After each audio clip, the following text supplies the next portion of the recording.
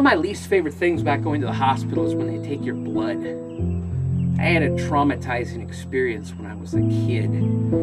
They had a new nurse that had come in. She was a trainee. And the older nurse decided it was time for her to learn how to draw blood on me. And it took her about 5 or 6 pokes before she found a little vein, and they couldn't get enough blood. And I was traumatized. Finally, the older nurse had to go in, and it took her a while to find a decent vein, and they finally got their little blood out of me. But oh, I hated that. I hated needles, and it was hard on me.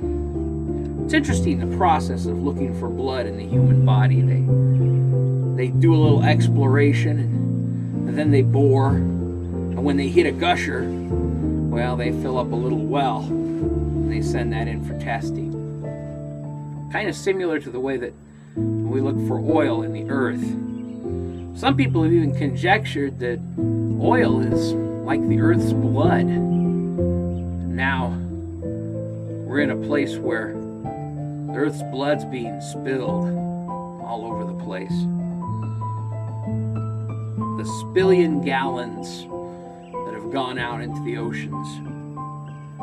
And it reminds me of the scripture in Revelation where it talks about the oceans turning to blood and the fish and the animals that live therein dying.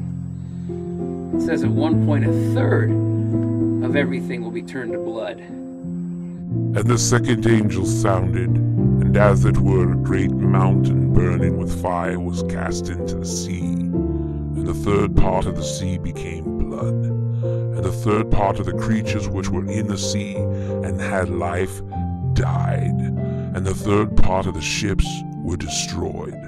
Revelation 8 through 9. I almost wonder, you know, if I was living 2,000 years ago and I saw a beach with a bunch of dead fish and animals, and I saw that murky water with that stringy kind of dusty, earthy look, if I wouldn't think that was blood. I'm not saying that's what John meant when he penned those words, but it is something to think about.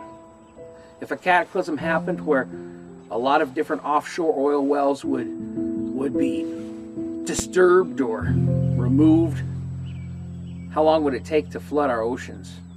How long would it take to destroy most of our nautical wildlife? We have to think about these things, not just for ourselves, but for our future, if there is one.